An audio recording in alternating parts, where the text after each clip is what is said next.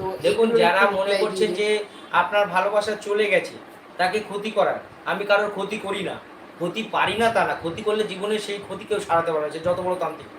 কিন্তু কারোর ক্ষতি আমি করি না, এই কাজের জন্য আমাকে বলবেন না, আমি করব না। হ্যাঁ, আপনার ভালোবাসাকে যদি ফিরিয়ে আনতে চান সে বিষয়ে আপনি চেম্বারে দেখা করতে পারেন। আর কেউ চ্যালেঞ্জ করবে না, আমি চ্যালেঞ্জ অ্যাকসেপ্ট করি না। যে চ্যালেঞ্জ করে সে বড় বোকা।